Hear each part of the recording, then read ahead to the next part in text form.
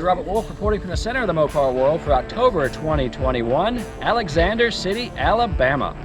Today we are at Tim and Pam Wellborns' beautiful turn-of-the-century home in Alexander City, Alabama, to celebrate the 50th anniversary of the 70 and 71 Mopars. This is day one of a multi-venue, two-day event that a very lucky 100 or so cars were selected to attend. Alexander City, Alabama is really just a little railroad town that many people never think twice about visiting. It's very close to Lake Martin and nestled between Montgomery and Birmingham. And if you're headed there, it won't be by a major highway. I'm pretty sure those that call it home today like it just that way.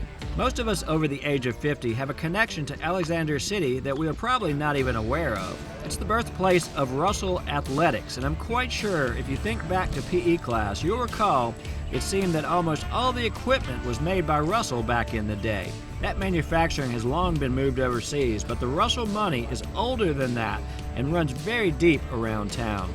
Places like banks, hospitals, schools, and home improvement centers still bear the Russell name prominently today. In and around Alexander City is southern timber country. The Wellborn family chose fine cabinet making to build their fortune with that very timber. It is not unusual to see Wellborn Forest Products trucks running the highways east of the Mississippi delivering cabinetry even to this day. The recently retired CEO of that company is Tim Wellborn. Known well throughout the Mopar collecting world, Tim and his wife Pam have loved Mopars since way back in the day when they were teenagers dating. These days, Tim and Pam have amassed a world-class collection of Mopars and house them in what's known as the Wellborn Muscle Car Museum. If there was such thing as a Mopar Concours d'Elegance, it would for sure be one of Tim and Pam's shows. This year's event began on Friday morning with a gathering at their nearby estate. Look, she lives here. So this whole property here was the Russell family. Mr. Ben was on the corner, and you'll see everywhere in town you go. Russell Medical Center, Ben Russell High School, everything's Russell. This was a mill town, and the railroad ran right through it, and so the old mills were right across the street. And at the time when everything was built, the family rode horses to work. They had their, it was built turn of the century. Yeah. That is foil, and that he is an artist for Leon Warren. He's painted all the Miss Alabamas who went on to be Miss Americas, and then he painted me. If you call up Tim Wellborn and you talk to him on the phone, and you know he loves to talk on the phone about cars, he'll be sitting right here. Okay? That's how that works. Watching Fox. Watching Fox. Getting mad as hell. Yeah.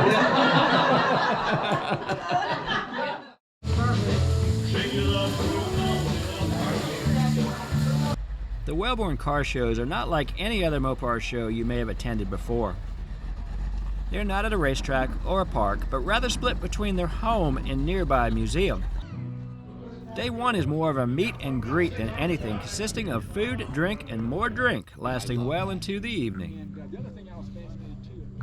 Bruce Burroughs has probably the worst luck of anyone with a wing car that I've ever seen.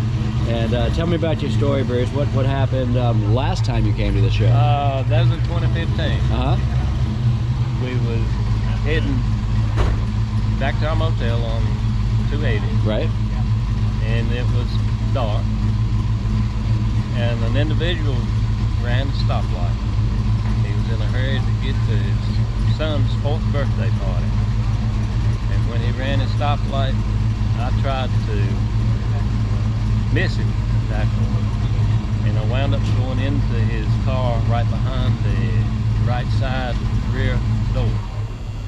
And it got his quarter panel, bumper, his trunk lid, such. We spun all the way around in the road. The car came up on his side, and when I sat back down, it was going the opposite direction. It hit so hard when it come down, it cut the windshield wiper off. And told my wife to call 911 as I was getting out of the car with vengeance. By the time I got out of the car, blue lights came on. I said, that was quick. Looked around, the guy said, "I lost it, didn't you?" I said, "Hell yeah, when I hit that damn car." "What car?" I said, "That's sitting over y'all." Hey, I didn't see the car. All I saw was you spinning around the road. And it over after the guy. I wasn't real happy with it, but anyway, and he was walking down the side of the car. And when he opened the door up, got his little kid out and set him on the car and was talking to him and kind of cut the edge off it. And he looked at me and said, "Hey man, that's my fault. I made a mistake. I thought I could get through that." And So Mark, he put the car back together. So Mark Coates is the wizard for putting these things back together, making them look correct. Not overly correct, but correct. And Mark, so you got the car, and you said there was a lot of work already done on the nose, and you went to work on it? Yeah, it has been previously repaired. Hung a reproduction nose on it to make the repair easier. Right. And fortunately, it'll make today's story even easier to deal with. Well, that brings us to today, Bruce. So you come back to the show next time it happens, because the COVID was in between. And so what happened this time? Well, it was the evening before the show again. And we got up yesterday morning, had the car parked in a perfect spot. Nobody could get to it, in our opinion. And somebody had hit the nose. They just hit it in the morning and just left? And sometime through the night.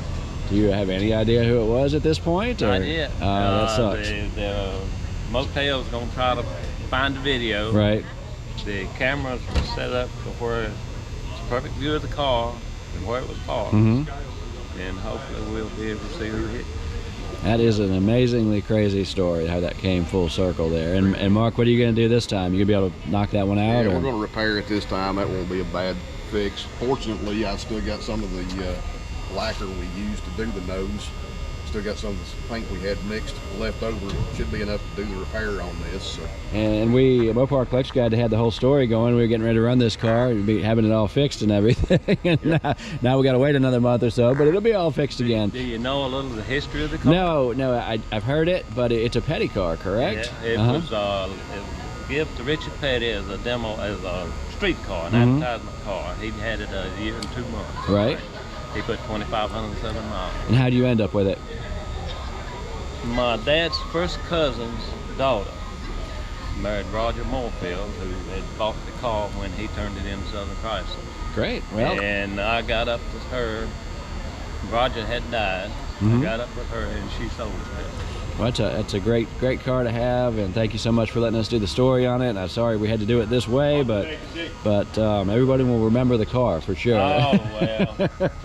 Because it seems like it's got Target on it. Yeah, it does. Now you told me also that you had the insurance company did really right by you last time. Who do you have for Cahrgers insurance? Insurance. And you said that they were Really good. wonderful to deal with. Yeah, I've already called them, and they said that they'll take care of it.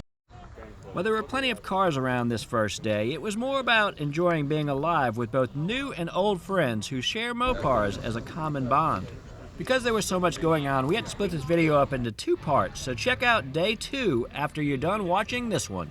By the time the party broke up, it was well past sundown.